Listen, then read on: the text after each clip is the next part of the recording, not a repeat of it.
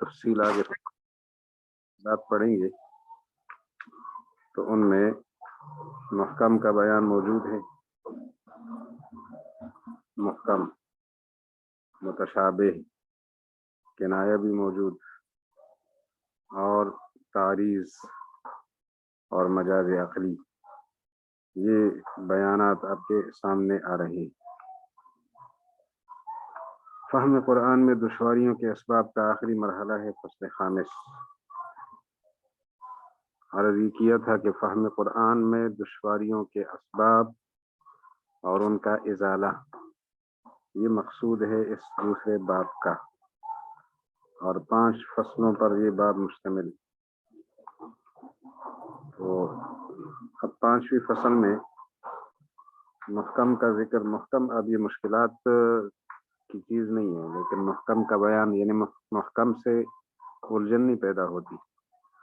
آدمی زبان جانتا ہو تو محکم کا معنی طے ہوتا ہے اور واضح ہوتا ہے، صرف زبان جاننا کافی ہوتا ہے محکم کو سمجھنے کے لیے۔ لیکن محکم کا ذکر بطور تمہید کیا، آگے پھر متشابہ، کنایہ، تعریض، مجاز عقلی، یہ چیزیں جو ہیں یہ مشکل پیدا کرنے والی چیزیں ہیں، قرآن پاک کے فہم میں دشواری پیدا کرنے والی چیزیں ہیں، متشابہ بھی، کنایہ بھی، تعریض بھی، اور مجاز عقلی بھی۔ لیکن بطور تمہید کے یا تتمہ کے محکم بھی ایک چیز ہے، اور جب محکم کو سمجھیں گے تو ضابطہ ہے وَبِضِدِّهَا تَتَبَيَّنُ الْأَشْيَاءُ، چیزیں اپنی ضد سے نمایاں ہو جاتی ہیں۔ گرمی کی حقیقت آدمی تب سمجھتا ہے جب سردی کو جانتا ہو، اور سردی کی حقیقت بھی گرمی سے سمجھتا ہے۔ کسی چیز کی ضد نہ ہو تو چیز خود کھل کر نمایاں نہیں ہوتی، اس درجے کے ساتھ نمایاں نہیں ہوتی جس طرح کہ وہ اپنی ضد سے نمایاں ہو جاتی ہے۔ چنانچہ سب سے پہلے محکم کو بیان کر رہے ہیں۔ المحکم ہوتا کیا ہے؟ محکم وہ کلام ہے کہ زبان سمجھنے والا اس سے ایک ہی معنی سمجھے، جیسے حرمت علیکم امہاتکم و بناتکم و اخواتکم۔ اگر ایک بندہ عربی سمجھتا ہے تو حرمت کا معنی حرام کی گئی تم پر، علیکم تم پر، محکم بھی۔ امہاتکم مائیں تمہاری، ماں کا معنی بالکل محکم۔ و بناتکم بیٹیاں تمہاری، و اخواتکم بہنیں تمہاری، یہ محکم ہے۔ تو عربی زبان سمجھنے والے کے لیے اس سے کوئی مطلب سمجھنے میں کوئی دشواری نہیں۔ البتہ محکم کو سمجھنے کے لیے یہ بات ذہن میں رہے کہ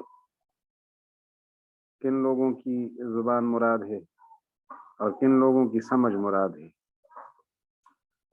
جو قرآن پاک کے پہلے مخاطب ہیں عربی اول، وہ لوگ، ان لوگوں کا فہم مراد ہے۔ آج کے لوگ حضرت شاہ صاحب فرماتے ہیں مراد نہیں ہے، کیونکہ ان لوگوں نے محکم کو بھی متشابہ بنا دیا، بال کی کھال اتارتے ہیں اور دقیق مباحث انہوں نے چھیڑے ہیں، تو ان کی نظر میں جو محکم ہے نا، ان کی تحقیق کے نتیجے میں وہ بھی متشابہ کے درجے میں جانے کے خطرے میں۔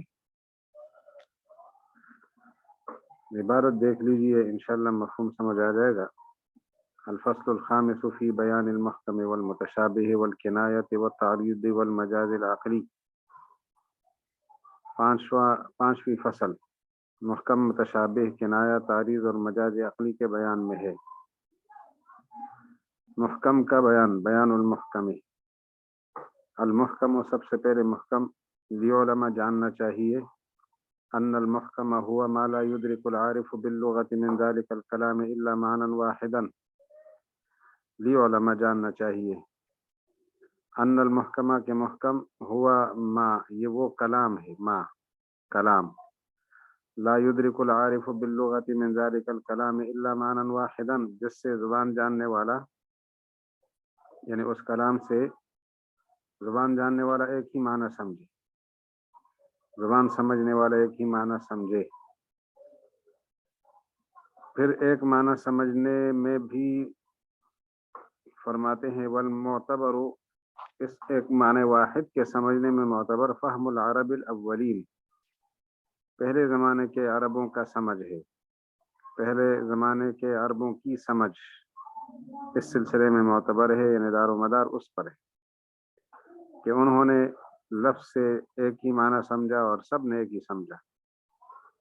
مثلا حرمت علیکم امہاتکم وبناتکم واخواتکم، یا اسی طرح واقیم الصلاۃ، نماز قائم کرو، واتوا الزکاۃ، زکوٰۃ ادا کرو، واتم الحج والعمرۃ للہ، حج اور عمرہ اللہ کی رضا کے لیے مکمل کرو، تو سب نے ایک ہی معنی سمجھا ہے۔ عربی اولین جو قرآن پاک کے مخاطب اول ہیں، لہذا یہ محکم آیتیں ہیں۔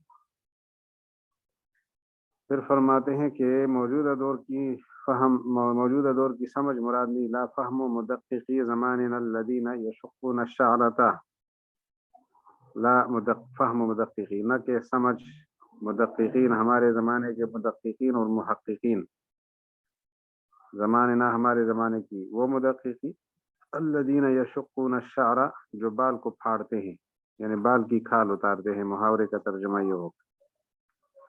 فإن التدقیق الفارغ، فإن بس بے شک التدقیق الفارغ، بے مقصد تحقیق، فارغ کا معنی ضرورت سے زائد تحقیق، بے مقصد تحقیق، داء عضال، لا علاج بیماری ہے، اور ایسی لا علاج بیماری ہے، یجعل المحکم متشابہا والمعلوم مجہولا، یہ جو بے مقصد تحقیق ہے اور فضول تحقیق ہے، یہ محکم کو متشابہ اور معلوم کو مجہول بنا دیتی ہے۔ تو ہمارے زمانے کے مدققین کا فہم یہ معتبر نہیں ہے، عرب اولین کی سمجھ اور ان کا فہم معتبر ہے۔ بہرحال محکم کس کو کہتے ہیں کہ زبان جاننے والے اس کلام سے ایک ہی معنی سمجھیں۔ المتشابہ جیسے اقیم الصلاۃ، سب ایک ہی معنی سمجھتے ہیں کہ نماز قائم کرو، واتوا الزکاۃ، زکوٰۃ ادا کرو۔ المتشابہ وما يحتمل معنیین، یہاں متشابہ ذکر کیا انہوں نے، تو متشابہ کی جو انہوں نے تعریف کی ہے نا، وہ ایک خاص پس منظر میں عرض کرنا، یعنی بیان کرنا چاہتے ہیں۔ متشابہ وہ کلام ہے جو دو معنوں کا احتمال رکھتا ہے، اس میں دو معنی ہیں۔ دو معنوں کا احتمال کیوں رکھتا ہے، اس کی وجوہات ہیں۔ ان میں سے ایک وجہ وہ احتمال رجوع الضمیر الی المرجعین، ضمیر کے بارے میں یہ احتمال ہے کہ پیچھے دو مرجع ہیں، ان میں سے دونوں کی طرف رجوع کا احتمال موجود ہے۔ ضمیر کے راجع ہونے کے اندر احتمال دو مرجعوں کی طرف، اب یہ متشابہ ہو گیا، بات مشتبہ ہو گئی، الجھن پیدا ہو گئی۔ اس کی مثال انہوں نے دی ہے، عام فہم مثال دی ہے قرآن پاک سے ہٹ کر، اما ان الامیر امرنی ان العن فلانا، سنو امیر نے مجھے حکم دیا ہے، حاکم نے، کہ میں فلاں آدمی پر لعنت کروں، العلا کہ میں لعنت کروں فلانا فلاں آدمی پر۔ آگے پھر اس نے کہا لعنہ اللہ، اللہ اس پر لعنت برسائے، اللہ اس پر لعنت بھیجے۔ اب لعنہ اللہ میں ہا ضمیر کدھر لوٹتی ہے؟ دو احتمال ہیں اس میں۔ ایک احتمال یہ ہے کہ ضمیر لوٹتی ہے حاکم کی طرف، اس حاکم پر اللہ کی لعنت، حاکم نے مجھے کہا فلاں آدمی پہ لعنت بھیجو، تو حاکم پر اللہ کی لعنت۔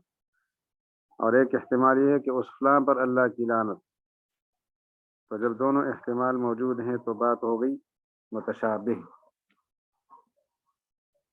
اس کے بعد دوسری وجہ بتاتے ہیں کہ ایک کلمہ دو معنوں میں مشترک ہے تو بھی الجھن پیدا ہوگی، یہ بھی متشابہ ہے۔ لفظ ایک ہے، معنی اس سے دو نکلتے ہیں، جب دو معنی اس سے سمجھ آتے ہیں تو یہ متشابہ ہے۔ مثلا لامستم النساء، لامستم کا لفظ عربی زبان میں وظیفہ زوجیت جماع کے لیے بھی استعمال ہوتا ہے، اور لمس بالید ہاتھ سے چھونا اس کے لیے بھی استعمال ہوتا ہے، تو یہ ہے متشابہ۔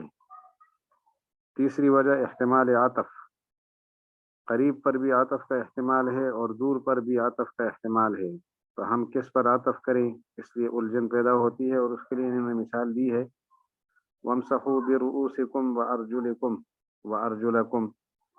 وَأَرْجُلِكُمْ میں عطف رؤوس پر بھی احتمال ہے اور پیچھے ایدیکم پر بھی احتمال ہے، قریب پر بھی اور بعید پر بھی، تو یہ بات الجھ گئی۔ جب ہم ارجلکم کہیں گے نا، ارجلکم جب پڑھیں گے تو پھر تو عطف ایدیکم پر طے ہے، اس میں تو کوئی الجھن نہیں ہے، لیکن ایک قرات وامسحوا برؤوسکم وارجلکم ہے، اور ارجلکم میں عطف کا احتمال ہے کہ رؤوس پر ہو، جیسے وہ مجرور یہ مجرور، اور یہ احتمال بھی ہے کہ ایدیکم پر عطف ہو اور مجرور اس لیے ہے کہ پڑوسی کی مناسبت سے، جر جوار اس کو کہتے ہیں، پڑوسی کی مناسبت سے اس کو جر دیا ہے، تو جر جوار کا جب احتمال موجود ہے تو لہٰذا ایدیکم پر عطف اور رؤوس پر عطف دونوں کا احتمال اس میں موجود ہے، ارجلکم کی وجہ سے۔ کسرہ جب پڑھا ہم نے، رؤوس پر کسرہ ہے، یہاں بھی کسرہ، اور یا یہ کہ ایدیکم پر عطف ہے وہ منصوب ہے، یہ مجرور ہے پڑوسی کی وجہ سے کہ رؤوس مجرور ہے، یا اسی طرح عطف کا اور استیناف کا احتمال موجود ہے، تو استیناف کریں گے معنی اور ہوگا، یہاں سے جملہ مستانفہ ہوگا تو ترجمہ اور کرنا ہوگا ہمیں، اور اگر عطف کو ترجیح دیں گے تو ترجمہ اور معنی اور بنے گا۔ مثال انہوں نے دی ہے سورہ آل عمران کی آیت نمبر 7، وما يعلم تأويله إلا الله والراسخون في العلم، اللہ تعالیٰ کے علاوہ وما يعلم نہیں جانتا تأویلہ اس کی تعویل، اس متشابہ کی تعویل، الا اللہ مگر صرف اللہ، اللہ کے سوا کوئی تعویل نہیں جانتا۔ اس پر اگر ہم نے وقف کیا تو والراسخون فی العلم جملہ مستانفہ ہے، نیا جملہ، وہاں سے نئی بات شروع ہو رہی ہے کہ والراسخون فی العلم یقولون آمنا به، کہ جو راسخ فی العلم ہے وہ اس پر ایمان کا اقرار کرتے ہیں۔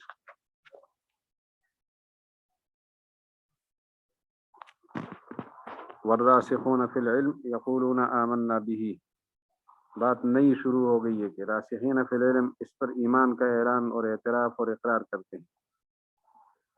دوسرا احتمال یہ ہے کہ وما يعلم تأویلہ الا اللہ والراسخون فی العلم، اس کی تعویل اللہ کے سوا اور راسخین فی العلم کے سوا کوئی نہیں جانتا، تو لفظ اللہ پر عطف کا بھی احتمال ہے۔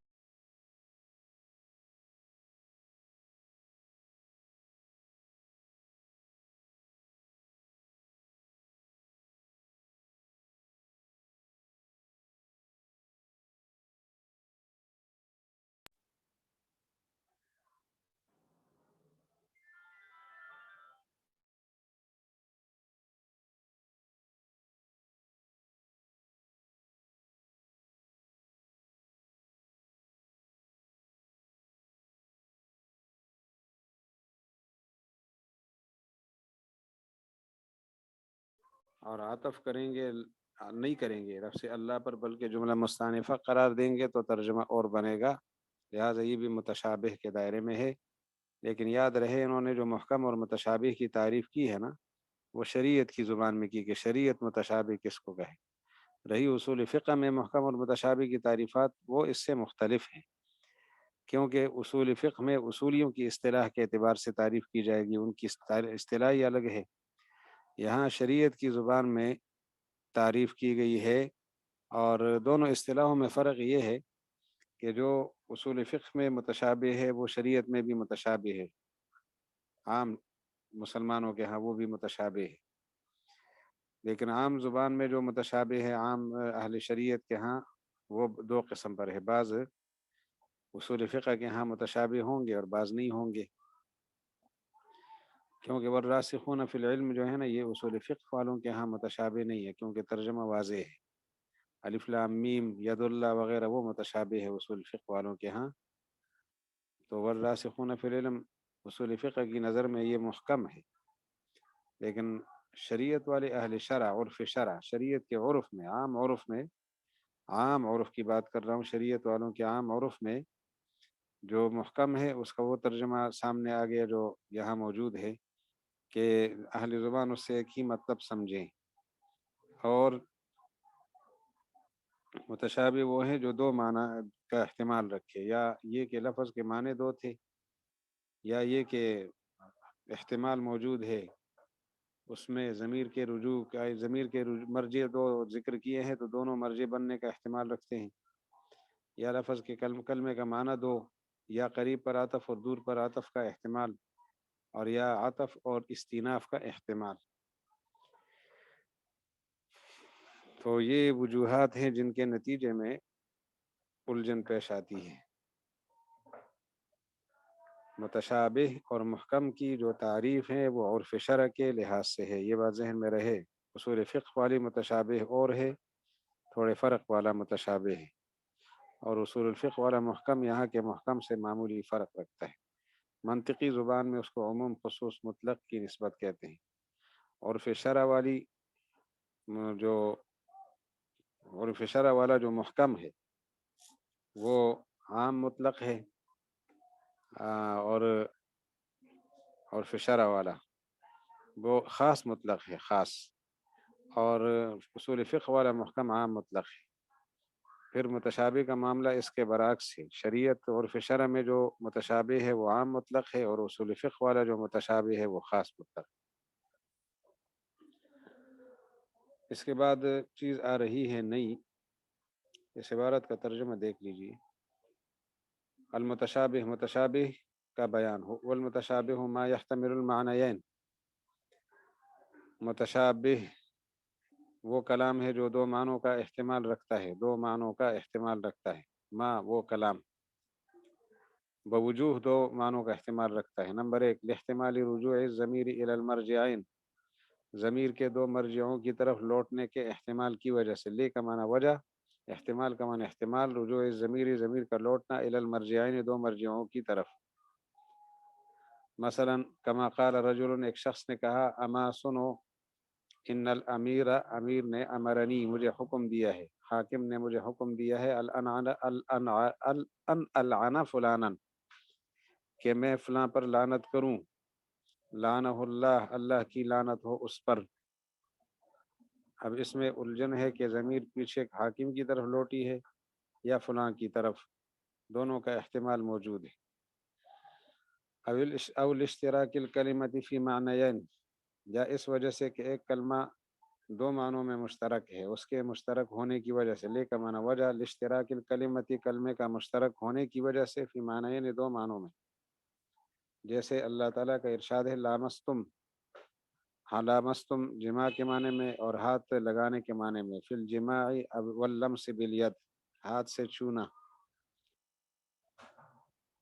او لاحتمال العطف علی القریب والبعید، یا اس وجہ سے کہ قریب اور بعید پر عطف کا احتمال ہے، لی وجہ بوجہ، احتمال العطف، عطف کے احتمال کے، علی القریب والبعید، قریب پر بھی اور بعید پر بھی، جیسے اللہ تعالیٰ نے فرمایا وامسحوا برؤوسکم وارجلکم، یہ جو قریب اور بعید دونوں پر عطف کا احتمال ہے، یہ ارجلکم والی قراءت میں ہے، ارجلکم والی میں نہیں۔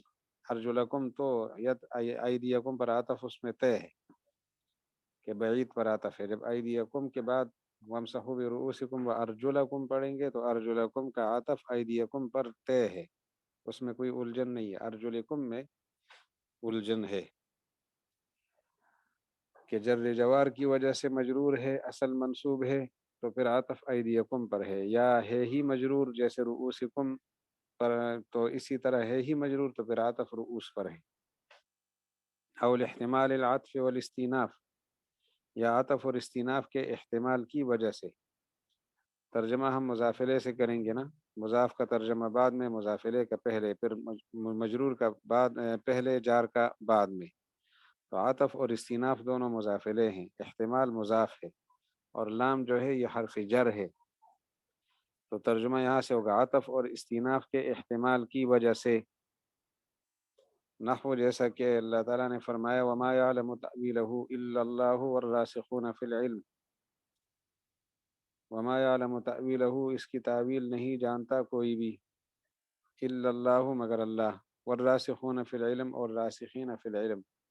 تو اس میں احتمال دو ہیں، اگر لفظ اللہ پر عطف مانے تو ترجمہ یہ ہوگا کہ اللہ اور راسخین فی العلم اس کی تعویل جانتے ہیں متشابہ کی، اور اگر عطف نہیں ہوگا تو پھر معنی ہوگا اللہ تعالیٰ ہی متشابہ جانتے ہیں، راسخین فی العلم ایمان کا اقرار کرتے ہیں۔ وما یعلم تأویلہ الا اللہ والراسخون فی العلم۔ آگے کنایہ کا لفظ آ رہا ہے۔ کنایہ دشواریوں کے اسباب میں ایک سبب کنایہ کا استعمال بھی ہے۔ کنا یکنو نصر ینصر سے، یا ضرب یضرب سے ہے، کنا یکنی کنایتن، نصرہ اور ضربہ دو بابوں سے آتا ہے۔ اس کا جو لغوی معنی ہے صراحت نہ کرنا، صاف لفظوں میں نہ کہنا، اور اصطلاحی معنی ہے لفظ بول کر اس کا لازم مراد لینا، خواہ لازم عادی ہو یا لازم عقلی ہو، لازم عادی یا لازم عقلی۔ جیسے ہمارے ہاں مشہور ہے کہ فلاں آدمی کی جوتیاں بہت بڑی ہیں، تو جوتی کا بڑا ہونا اس بات کی دلیل ہے کہ اس کے پاؤں بڑے ہیں، ورنہ بڑی جوتی کا کیا معنی؟ اس کی جوتی ٹیڑھی ہے اور ہمیشہ ٹیڑھی جوتی پہنتا ہے تو اس کا مطلب ہے پاؤں میں کوئی مسئلہ ہے۔ جوتی کا ٹیڑھا ہونا کنایہ ہے پاؤں کے ٹیڑھا ہونے سے۔ تو کنایہ، اب یہ جو لازم ہے ملزوم کے ساتھ اس کا کیا تعلق ہے؟ اگر لازم کا ملزوم سے تعلق ہے لزوم کا، اور عرفی لزوم عرف عام میں لازم ہے تو بھی کنایہ ہو سکتا ہے، یا عقلی لزوم ہے تب بھی ہو سکتا ہے۔ جیسے عظیم الرماد، عظیم الرماد، بہت راکھ والا، جس کے گھر میں راکھ بہت زیادہ ہو اس کو عظیم الرماد کہتے ہیں۔ بہت زیادہ راکھ والا، اس کو کیا لازم ہے؟ تو عرف عام میں یہ مشہور ہے جس کے ہاں راکھ زیادہ ہو، راکھ لکڑیاں جلا کے اس سے جو مادہ نکلتا ہے اور بچتا ہے اسے راکھ کہتے ہیں۔ تو اب یہ جو راکھ ہے یہ کسی کے گھر میں زیادہ ہو تو اس کی وجہ کیا ہوتی ہے؟ وہ لوگ پکاتے بہت زیادہ ہوتے ہیں، آگ بہت زیادہ جلاتے ہیں، آگ زیادہ جلاتے ہیں اس سے راکھ زیادہ ہے۔ اب سوال یہ ہے کہ آگ زیادہ کیوں جلاتے ہیں؟ تو اس کی وجہ پیچھے پکانا ہے کہ بہت زیادہ کھانے پکاتے ہیں۔ زیادہ کھانے کیوں پکاتے ہیں؟ کہ ان کے ہاں مہمان زیادہ آتے ہیں۔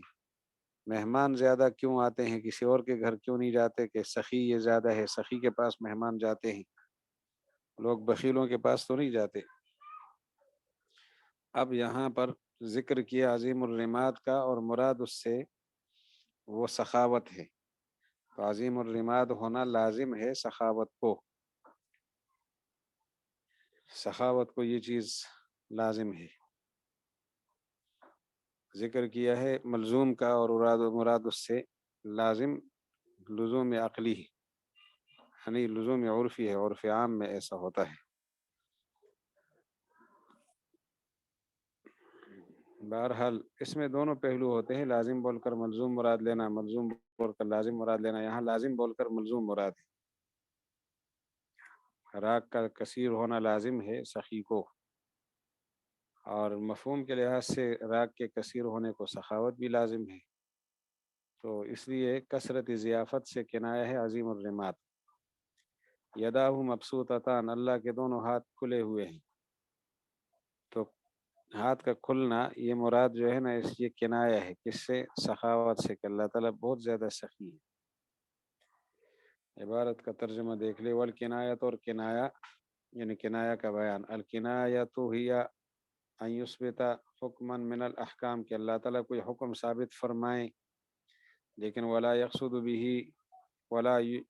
به ثبوت ذلك الامر، اور اس سے بعینہ ہی اس حکم کا ثبوت مراد نہ ہو، جس حکم کو ثابت کیا بعینہ ہی اسی کا ثبوت مراد نہیں ہے، بل یقصد ان ينتقل ذہن المخاطب الى لازمه بلزوم عادی او عقلی، بلکہ اللہ کا مقصود یہ ہوتا ہے کہ سننے والے کا ذہن لازم سے ملزوم کی طرف منتقل ہو جائے، لازم سے ملزوم کی طرف، تو یہ عظیم الرماد جو ہے یہ لازم ہے، اور اس کا ملزوم جو ہے وہ سخاوت ہے، لازم سے ملزوم کی طرف۔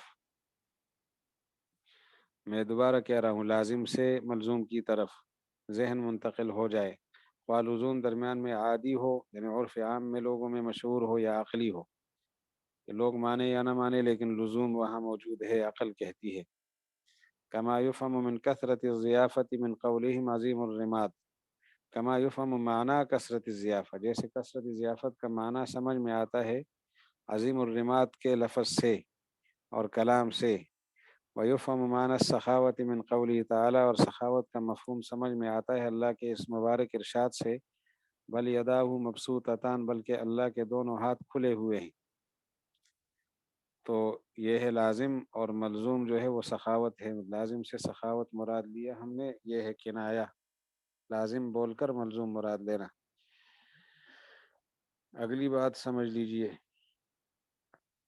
تصویر المعنی المراد بالصور المحسوسہ، کبھی اللہ تعالیٰ معنویات کو محسوس کی شکل میں پیدا فرماتے ہیں، یعنی جو مرادی معنی ہے وہ مفہوم ہوتا ہے، معنی ہوتا ہے، اور اس کا نقشہ ایسا کھینچتے ہیں کہ اس کا منظر جو ہے وہ بالکل آنکھوں کے سامنے آ جاتا ہے، منظر کشی۔ تو شعراء اور خطیبوں کی تقریروں میں ایسی چیزیں بہت زیادہ ہوتی ہیں، قرآن پاک میں بھی اس کی ہزاروں مثالیں ہیں۔ تو فرماتے ہیں وہ تصویر المعنی المراد بالصور المحسوسہ، معنی اور مراد کو صور محسوسہ کے ساتھ کی شکل میں پیش کرنا، وہ بھی اسی قبیل سے ہے، اسی قبیل سے، کنایہ کے قبیل سے ہے۔ وذالک باب واسع، اور یہ ایک وسیع باب ہے، وسیع قسم ہے، عربوں کے اشعار میں بھی موجود ہے، کتبوں میں بھی موجود ہے، قرآن پاک میں بھی موجود ہے۔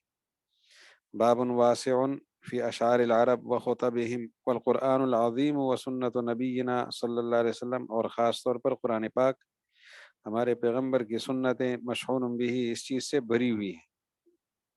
قرآن و حدیث میں معنوی چیز کو محسوس کی شکل میں پیش کرنا، اس سے قرآن پاک بھی بھرا ہوا ہے اور سنت رسول بھی بھری ہوئی ہے۔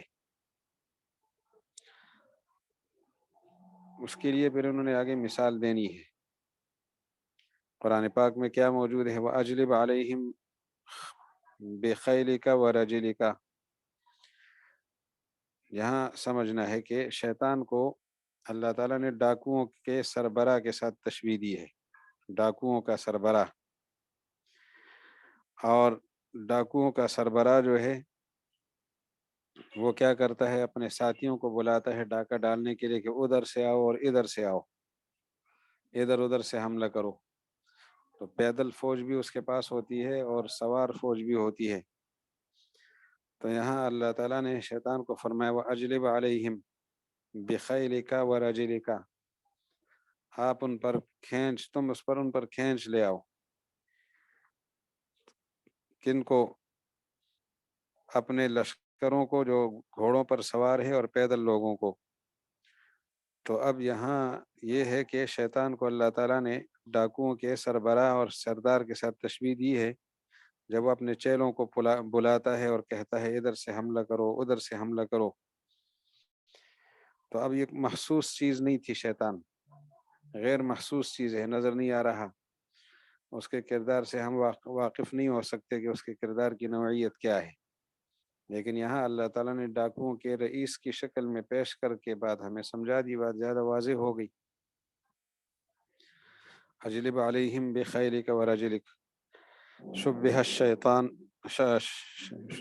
شیطان کو شبہ الشیطان، شیطان کی تشبیہ دی ہے برئیس قطاع الطریق، ڈاکوؤں کے سربراہ کے ساتھ، حیث ینادی اصحابہ، جہاں وہ اپنے ساتھیوں کو پکارتا ہے، فیقول، وہ کہتا ہے تعال من هذه الجہہ، ادھر سے آؤ، وادخل من تلک الجہہ، اور اس جانب سے گھس جاؤ۔ یہ وہ ہدایات دیتا ہے ڈاکوؤں کا سربراہ ڈاکوؤں کو۔ اب دیکھیں یہ معنی کو، یعنی غیر محسوس چیز کو محسوس کی شکل میں پیش کیا، یہ بھی کنایہ کے قبیل سے ہے۔ وَجَعَلْنَا مِن بَيْنِ أَيْدِيهِمْ سَدًّا وَمِنْ خَلْفِهِمْ سَدًّا، ہم نے ان کے آگے ایک دیوار اور ان کے پیچھے ایک دیوار بنا دی۔ آگے پیچھے دیواریں ہم نے لگا دی، اور انا جعلنا فی اعناقہم اغلالا، اور ہم نے ان کی گردنوں میں طوق ڈال دیے۔ تو اب اللہ تعالیٰ کی قدرت کی نشانیوں میں یہ لوگ غور و فکر نہیں کرتے۔ ان کی روگردانی کی تشبیہ دی ہے اس شخص کے ساتھ جس کے دونوں ہاتھ طوق میں گردن کے ساتھ باندھ دیے گئے ہوں، اور دائیں بائیں اس کی دیواریں لگی ہوں، یعنی سامنے اور پیچھے، وہ کہیں دیکھ نہیں سکتا۔ تو اللہ کی آیات سے اعراض کرنے کا جو اثر ہے وہ ہے محرومیت۔ تو یہ لوگ بھی اتنے محروم ہے، یہ ہے اللہ کی ہدایات میں غور نہ کرنے والے، جیسے دو دیواروں کے درمیان آدمی پھنس جائے تو اس طرف کچھ نہیں دیکھ سکتا، اور ہاتھ بھی باندھے ہوئے ہوں تو کوئی رکاوٹ ہٹا بھی نہیں سکتا۔ تو فرمایا کہ وَجَعَلْنَا مِن بَيْنِ أَيْدِيهِمْ سَدًّا وَمِنْ خَلْفِهِمْ سَدًّا، اور إِنَّا جَعَلْنَا فِي أَعْنَاقِهِمْ أَغْلَالًا شَبَّهَ إِعْرَاضَهُمْ عَنْ تَدَبُّرِ الْآيَاتِ۔ اللہ تعالیٰ نے ان کے اعراض کو تشبیہ دی، ان کے اعراض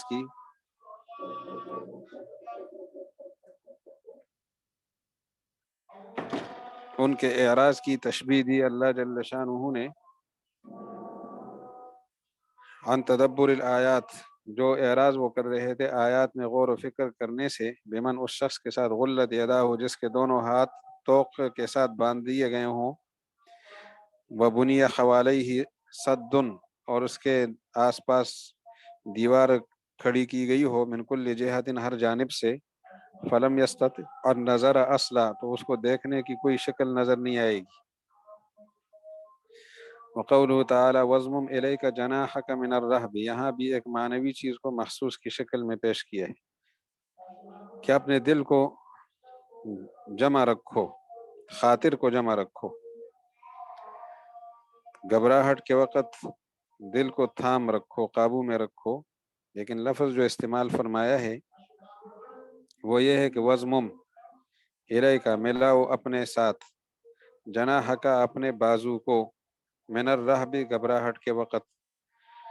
تو گویا پرندے کے ساتھ تشبیہ دی ہے کہ پرندہ بے چینی کی وجہ سے اپنے بازوؤں کو، اپنے پروں کو اپنے ساتھ سمیٹ لیتا ہے تاکہ گھبراہٹ دور ہو۔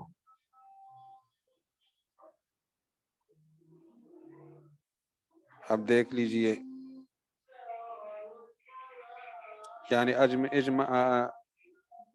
اجمع خاطرک، جمع کر دو اپنے خاطر کو۔ جمع کرنا کیا معنی؟ دل کو قابو میں رکھو۔ ودع الاضطراب، اضطراب کو چھوڑ دو، اور وقلق البال، اور چھوڑ دو دل کی بے چینی کو۔ اضطراب اور قلق البال دونوں کا مفہوم ایک ہی ہے، گھبراہٹ اور بے چینی، مضطرب ہونا، بے قرار ہونا۔ مضطرب ہونا بھی بے قرار ہونا ہے، اور قلق بھی بے قرار ہونا ہے۔ وَنَظِيرُ ذَلِكَ فِي الْعُرْفِ، عرف عام میں بھی اس کی مثال موجود ہے۔ وہ یہ کہ جب کوئی شخص کسی مرد کی بہادری بیان کرنا چاہتا ہے کہ فلاں آدمی بہت بہادر ہے، تو تلوار ہاتھ میں لے کر اس کی بہادری کی تصویر بناتا ہے کہ وہ یوں مارتا ہے اور یوں مارتا ہے، حالانکہ وہ بہادر آدمی ہے، ہو سکتے زندگی میں ایک دفعہ بھی لڑائی کا موقع نہ ملا ہو، نہ ادھر مارا ہو اس نے، نہ ادھر مارا ہو، لیکن اس کی بہادری جو ایک معنوی چیز ہے اس کو محسوس شکل میں پیش کرنا اس نے اختیار کیا، اور اس کو محسوس شکل میں پیش کیا۔ وَنَظِيرُ ذَلِكَ أَنَّهُ إِذَا عرف میں ارادہ یہ کہ أَنَّهُ إِذَا أَرَادَ أَحَدٌ، کہ جب کوئی شخص ارادہ کرے، أَن يُبَيِّنَ شُجَاعَةَ رَجُلٍ، کہ کسی آدمی کی بہادری کو بیان کرے، يُشِيرُ بِالسَّيْفِ، وہ تلوار سے اشارہ کرتا ہے، أَن يَضْرِبَ أَنَّهُ يَضْرِبُ إِلَى هذه الجهة وإلى هذه ويضرب إلى تلك الجهة، اشارہ کرتے ہیں تلوار کے ساتھ کہ فلاں مارتا ہے، ادھر بھی مارتا ہے، ادھر بھی مارتا ہے۔ یعنی اب یہ شخص جو تلوار چلا کر نقشہ بنا رہا ہے، اس کا مقصد یہ نہیں ہوتا کہ وہ واقعی تلوار چلاتا ہے، مگر بلکہ وہ بہادری کا وصف بیان کرنا چاہتا ہے۔ وَلَيْسَ مَقْصُودُهُ إِلَّا بَيَانُ غَلَبَتِهِ أَهْلَ الْآفَاق، اس کا مقصود یہ ہوتا ہے کہ وہ آفاق، اطراف کے لوگوں پر اور اطراف عالم کے لوگوں پر گویا غلبہ حاصل کر چکا ہے، بصفت الشجاعت، بہادری کی صفت سے، ادھر کو مارتا ہے ادھر کو مارتا ہے، یعنی سب کو اس نے مرعوب کیا ہوا ہے۔ ولو لم یأخذ السیف، اگرچہ اس نے نہ لی ہو تلوار، بیدہی اپنے ہاتھ میں، مرتم من الدہر، زمانے میں ایک بار بھی۔ اس طرح مثال کے طور پر ایک اور مثال عرف عام میں، کہ ایک بندہ کہہ رہا ہے کہ مجھے روئی زمین پر کوئی شخص ایسا نظر نہیں آتا، میں کسی آدم ذات کو نہیں دیکھ رہا کہ جو مجھ سے مقابلہ کر سکے، مجھے دنیا میں ایسا بندہ نظر نہیں آتا جو مجھ سے مقابلہ کر سکے۔ یہ بہادری کو بیان کرنے کے ایک انداز ہے کہ وہ شخص، حالانکہ اس نے یہ بات نہیں کہی، جیسے میں کہوں نا جی کہ اس وقت ہمارے جو آرمی سٹاف کے چیف ہے، اس کا خیال یہ ہے اور وہ یہ سمجھتا ہے اور وہ یہ کہتا ہے کہ دنیا میں کوئی مائی کلال میرا مقابلہ نہیں کر سکتا۔ اب اس غریب نے شاید بالکل نہ کہا ہو، لیکن میری بات بھی کوئی نہیں جھٹلائے گا کہ یعنی اس کی بہادری کو بیان کر رہا ہے کہ وہ اتنا بہادر ہے اور وہ خود کو بھی بہادر سمجھتا ہے۔ اسی طرح اور مثال دیتے ہوئے وہ کہہ رہے ہیں کہ فلاں آدمی نے میرا گلا گھونٹ دیا اور میرے منہ سے لقمہ نکالا، فلاں آدمی نے میرا گلا گھونٹا، میرے منہ سے لقمہ نکالا۔ تو یہ بھی غیر محسوس چیز کو محسوس کی شکل میں پیش کرنے کی ترتیب ہے، حالانکہ اس نے کسی نے لقمہ نہیں نکالا، اس نے کسی کی چیز دبا دی، کہتے جی میرے منہ سے لقمہ نکالا، یا یہ کہ وہ اس نے گلا گھونٹ دیا، یعنی اس پر پابندی ایسی لگی ہوا یا گلا گھونٹ دیا، تو یہ بھی عرف عام میں موجود چیز ہے، اور اسی طرح کی چیزیں قرآن پاک میں ہیں۔ تو دیکھ لیجیے، ونظیر ذالک فی العرف کے نیچے دوسری چیز، او یقول فلان یقول، او یقولون، یا لوگ کہتے ہیں، فلان یقول، کہ فلاں بندہ یہ کہتا ہے، لا ارا احدا، میں کسی کو نہیں دیکھ رہا، علی وجہ الارض، زمین کے اوپر، زمین کی سطح پر، روئے زمین پر، جس کا معنی بھی بنتا ہے یبارزنی، جو میرا مقابلہ کر سکے۔ حالانکہ فلاں نے یہ بات نہیں کہی زبان سے، لیکن اس کی بہادری کا اظہار، جو وہ خود کو بہادر سمجھتا ہے، اس سمجھنے کا اظہار ہم نے اس طرح کیا۔ او یقولون، یا لوگ کہتے ہیں، فلان یفعل کذا و کذا، یہ بھی ایک مثال ہے درمیان میں جس کو واضح کرنا رہ گیا۔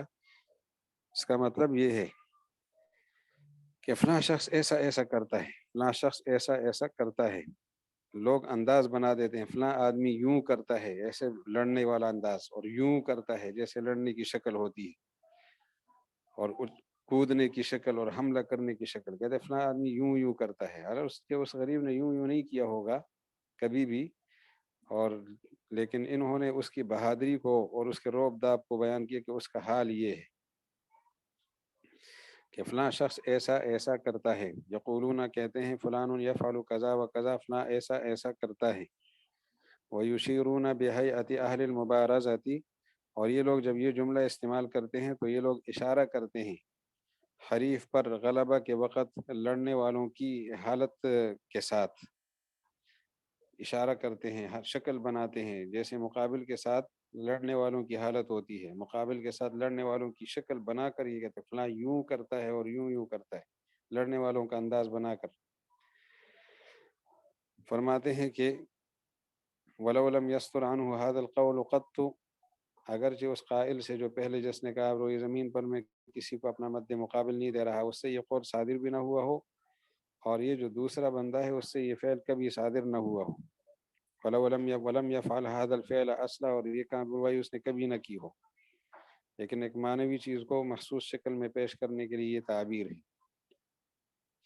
او یقولون، یا لوگ کہتے ہیں کہ فلان خنقنی، فلاں آدمی نے مجھے میرا گلا گھونٹ دیا، خنق کہتے گلا گھونٹنے کو، اور یا ونزع اللقمۃ من فمی، میرے منہ سے اس نے لقمہ چھین لیا، تو اس نے لقمہ نہ بھی چھینا ہو ظاہر میں، لیکن یہ کہ تعبیر ہے ایک معنوی چیز کی محسوس کے ساتھ، کنایہ کی یہ شکلیں ہیں۔ آگے تعریض کا مسئلہ آ رہا ہے، تعریض میں پھر مجاز عقلی اور یہ دو چیزیں رہتی ہیں، تو تعریض کا معاملہ گول مول بات کو تعریض کہتے ہیں، گول مول بات کرنا، یہ تصریح کی ضد ہے تعریض، صاف لفظوں میں بات کرنے کو تصریح کہتے ہیں اور گول مول بات کرنے کو تعریض کہتے ہیں۔ مثلا کوئی عام بات کہہ دی لیکن خاص شخص کی طرف اشارہ مقصود ہو، عام بات کی اور خاص آدمی کی طرف اشارہ کیا، یہ ہے تعریض۔ نبی علیہ السلام ایسا کرتے تھے، عام مفہوم عام بات فرما دیتے، کسی خاص شخص کی طرف اشارہ ہوتا، خاص شخص کی حالت پر تنبیہ ہوتی۔ تو یہاں بھی اس طرح کی تعریض موجود ہے قرآن پاک میں۔ وما كان لمؤمن ولا مؤمنة اذا قضى الله ورسوله امرا ان يكون لهم الخيرة من امرهم، سورہ احزاب کی 36 نمبر آیت ہے۔ کسی ایمان والے مرد اور عورت کے لیے یہ جائز نہیں ہے کہ اللہ اور رسول کے فیصلے کے بعد اپنا اختیار رکھے۔ اللہ اور رسول ایک فیصلہ فرما دیں، اس کے بعد اسی معاملے میں مسلمان مرد اور عورت اپنا اختیار بھی چلائیں، اس کی اجازت نہیں ہے۔ اب یہ عام بات فرمائی ہے، کسی مومن کے لیے جائز نہیں، لیکن اس موقع پر تعریض تھی، خاص شخصیات کو اور خاص لوگوں کو۔ حضرت زینب رضی اللہ عنہ، حضور علیہ السلام نے ان کو مشورہ دیا، حکم دیا کہ ان کا نکاح جو ہے وہ زید ابن حارثہ رضی اللہ عنہ سے ہوگا۔ خاندان کے لوگوں کو یہ بات محسوس ہوئی کہ وہ غلام، آزاد کردہ غلام ہے، اور معزز خاندان کی خاتون کیسے ان کے نکاح میں جائے گی؟ تو اللہ تعالیٰ نے یہ آیت نازل فرمائی، اس میں تعریض ہے ان پر کہ آپ لوگ کیوں اپنا اختیار استعمال کرتے ہو۔ ابھی ہمارے نماز کا وقت قریب ہے، انشاءاللہ اگلی نشست میں باقی پڑھیں گے، اللہ تعالیٰ مدد فرمائے۔ 1 منٹ میں اگر کوئی سوال ہو تو کیا جا سکتا ہے۔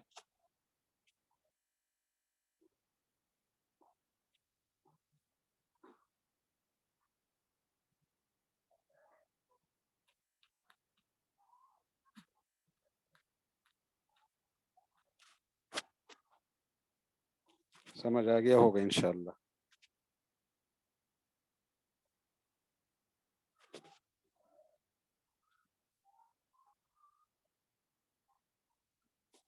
تو یہ جو آخری 2 فصل ہے، یہ جو ابھی فصل کے اندر 2 چیزیں رہتی ہیں نا، یہ آسان ہے، تعریض اور دوسری چیز تھی مجاز عقلی۔ مجاز عقلی شاید تھوڑی الجھن والی ہو، اس کو سمجھا دیں گے۔ تعریض آپ خود مطالعہ کر کے تو اگلی نشست میں ہم سرسری سا خاکہ بتا دیں گے۔ مجاز عقلی بھی ایک نظر سے دیکھ لیں، لیکن وہ مشکل ہے، تھوڑی سی بات اس میں الجھن والی ہے، ذرا تفصیل اس کی عرض کریں گے۔